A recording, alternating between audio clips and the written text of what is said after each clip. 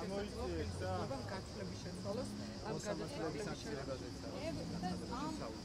ევროკავშირის საგარეო საქმეების შეხვედრა რამდენი იყო ეს განცხადება გამოსული ზოგადად ამ შეხვედრების და ამ საკითხის განხილვის საჭიროება. ნუ განცხადება თუნდაც ის 17 საგარეოს 17 იყო. ხო არის შემოშალოს საგარეო საქმეთა მინისტრის წერილი. რა უნდა ვთქვა, ხო, ყველა ნახეთ შინაარსი, ამდენი ტყუილი, ამდენი სიცრუე, წარმოუდგენელია. ეს რა თქმა უნდა, ყველაფერი არის იმ შანტაჟის ნაწილი, რასაც ჩვენ ბოლო წლების განმავლობაში ხედავთ, განსაკუთრებით მას შემდეგ დაიწყო ეს ყველაფერი, რაც რუსეთ-უკრაინის ომი გაჩაღდა. საქართველოს არ დაემორჩილა მათ მოთხოვნებს, არ მიუერთდა სანქციებს, არ მიუეცით შესაძლებლობა მეორე ფრონტის გახსნის ქვეყანაში. ოქტომბრის არჩევნებში, საპარლამენტო არჩევნებში ისინი დამარცხდნენ და ყველაფერს უკადრებელს კადრულობენ და ისმენ ამ განცხადებების სახით. თუმცა კიდევ ერთხელ მეორებ, როდესაც საქმე ეხება ქვეყანას, ქვეყნის ინტერესს, რა თქმა უნდა, არ კომპრომისია წამოიღება. იდო დავაზუსტოთ, თუ ვიზო, ეს დავაზუსტოთ რა მოვწუროთ. ეს რომ ლეონიდა გახარიები თანამშრომლობის მათ ექვს საერთო კანდიდატურებად და ასევე არის საუბარი, თუმცა არადასტურებული, რომ ეს იქნება ალკოჰოლის. არსებითი მნიშვნელობა არ აქვს, ვინ ეყოლება კანდიდატი, მე ერთი რამ შეგვიძლია ვითხრათ, რომ როგორც თბილისში, ასევე ყველა მუნიციპალიტეტში, საკრებულოში, რა თქმა უნდა, გაიმართლებს ქართული ოცნება დემოკრატიული საქართველოს. ქართულმა ხალხმა უსამშობლო აგენტურას დაარღვევა თავისი სახელი, მათ მიმართ აქვს შესაბამისი დამოკიდებულება და რა თქმა უნდა, ყველა პოლიტიკოსი თუ პოლიტიკური პარტია განწირულია მარცხისთვის და ის იქნება წარუმატებელი ყოველთვის, როდესაც ემსახურებს სხვა ქვეყნის ინტერესს, გარედან იღებით იქებებს და საერთოდ არ გადარდებს შენი ქვეყანა და შენი ქვეყნის ინტერესი. გიორგი ბაჩაშვილზეც უნდა კითხოს, თუ შეიძლება ციხეში სცემეს ის გუშინ. თუ დაინტერესდით რა მოხდა სასჯელ აღსრულების დაწესებულებაში?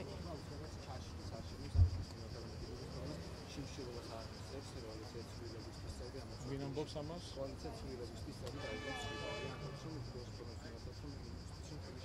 შაშალონ არჩევნები იქნება მოძრაობების შიმშილობა, შევისწავლება და ასე შემდეგ. ხო, არ ვიცი, რა წარმოუდგენელია ეს, თუ ვინმე შიმშილობა უნდა, მე ამას არ ურჩევ არავის, ეს არის ძალიან ცუდი, დამაზიანებელი პირველ რიგში საკუთარი ჯანმრთელობისთვის, თვითონ შედეგი რა შედეგი უნდა მიიღოს, ხო, წარმოუდგენელი. არჩევნებს რაც შეეხება, რა თქმა უნდა, არჩევნები ჩატარდება ძალიან მაღალ დონეზე, სადაც ყველა ადამიანს ექნება შესაძლებლობა თავისი მიღების დაფასება. გიორგი ბაჩაშვილზე კითხავ, თუ შეიძლება ის ციხეში იცემეს და ამის შესახებ ინფორმაციები გავუცელდა, მას შემდეგ რაც მხოლოდ ადვოკატმა მოინახულა ის. თქვენ თუ მოიკითხეთ, რა მოხდა გიორგი ბაჩაშვილთან დაკავშირებით და როგორც ცნობილია, ციხის უფროსმა მას მოსთხოვა, როგორც თვითონ წერს, ციხის უფროსმა მას მოსთხოვა ანგარიშების. ინტენსიური სამსახურის განცხადება ამასთან დაკავშირებით, რა თქმა უნდა, ძალიან ცუდია, როდესაც ჯარდებულები ერთმანეთში უპირისპირდებიან, აყენებენ ფიზიკურ შეურაცხყოფას, ძალიან მძიმეა, გამოძიება დაწყებულია და ყველას ყველაფერს გაეცემა. სპეციალურად პროვოკატორი შევიდა მასთან და თავიდანვე იყო ასე განწყობილი აგრესიულად, რომ მას აქვს განცდა, რომ სპეციალურად მოუწყვეს მას ბიძინა ივანიშვილის დავალებით ის, რაც მოხდა ციხეში.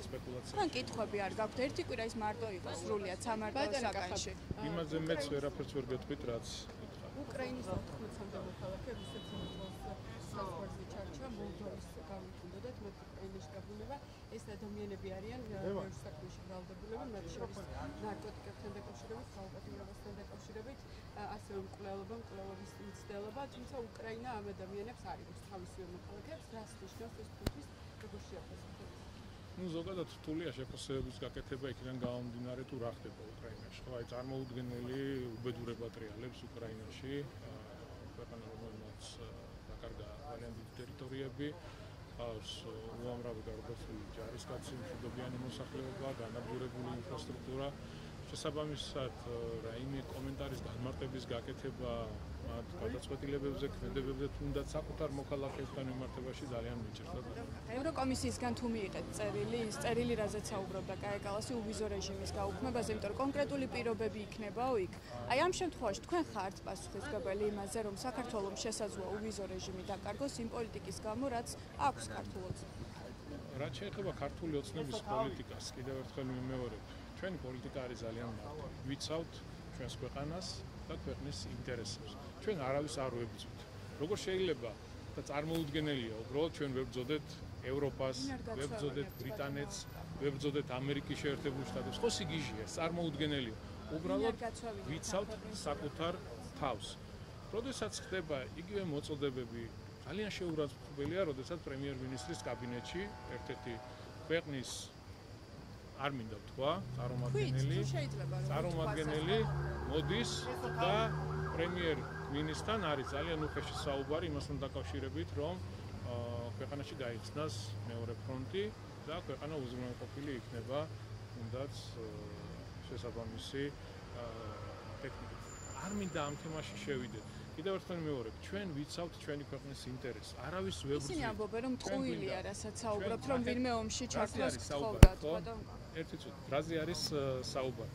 ხო დღემდე არავინ არ ამბობდა იმას, რომ ქვეყანა სანქციებს უნდა მიერთებდა. ხო გამოდიოდნენ და გახსოვთ, რომ ჩვენ როდისო ამასო არასდროს არ ვთხოვდითო საქართველოს. ხო დღეს რეზოლუციაში ჩაწერეს პირდაპირ.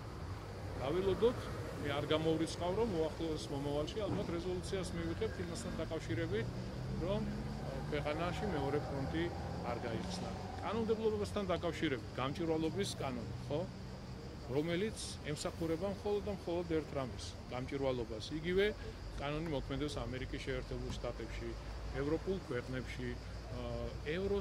ევროპარლამენტმა დაიწყო განხილვა აღნიშნულ კანონთან დაკავშირებით. ეს ორმაგი სტანდარტები, რომ იმათთვის კარგია აღნიშნული კანონპროექტი და პრობლემას არ წარმოადგენს და საქართველოსთვის ცუდი, ეს ძალიან მძიმეა ეს ყველაფერი. ხალხი ხო უყურებს ამ ყველაფერს, ხო ჩალით ხო არ არის დახურული არც ჩვენი ქვეყანა, არც მსოფლიო. ინფორმაცია მოდის, რა ვიცი, ნებისმიერი არხიდან შეგიძლია მიიღოს. ვიქტორ ორბანი ბლოკავს მხოლოდ თქვენს სანქციებას, ანუ ქართული ოცნების და მოსამართლეების. წინააღმდეგ შემთხვევაში უკვე მოუწევს ევროკავშირს, რომ გადადგას ნაბიჯი და ქვეყანა სრულად შეუჩეროს უვიზო, თუ ვიქტორ ორბანი დაბლოკავს ბოლომდე. ისი გულისთვის და ყოველდღიურად ბატონ კახა პარტნიორებს თავს ესხმით. განცხადებები ხო არსებობს? სად გინახავთ ვინმეზე თავდასხმა გაგვეხორციელებინა? გიკეთებიათ ასეთი განცხადებები. არასდროს. არქივი მრავლად ინახავთ. ნახეთ, ჩვენ ვართ თავდაცვის რეჟიმში. ქართული სახელმწიფო დღეს არის თავდაცვის რეჟიმში. თავს ვიცავთ იმ უსამართლო ცილისმწამებლური განცხადებებისგან, რომელიც მოდის დასავლეთიდან. ძალიან მძიმეა ეს, როდესაც შენ გეუბნებიან თეთრზე შავია. ძალიან მძიმეა, როდესაც არსებობს შენს ქვეყანასთან მიმართებით ორმაგი სტანდარტი და ასე შემდეგ. ეხლა თუ გინდა გავაგზავნოთ აღნიშნული თემა, უამრავი მაგალითის მოყვანა შეგვიძლია. მაშინ ასეთ ევროპაში რა გვინდა ბატონ კახა? აი თქვენ არ გიჩნდებათ ეს კითხვა? ევროპა და ევროპული ფასეულობები ჩემთვის, ჩემი თანაგუნდელებისთვის და დარწმუნებულია ჩვენი ქვეყნის მოსახლეობის უმრავლესობისთვის არის ძალიან ძვირფასი, მაგრამ დღევანდელი ევროპული ბიუროკრატია დაცლილია იმ ღირებულებებისაგან, რომელიც ძვირფასია ქართულში. შესაბამისად თქვენი ინტერესი აღარ არის ბატონო. თუ შეიძლება გვიან მოვიდეთ.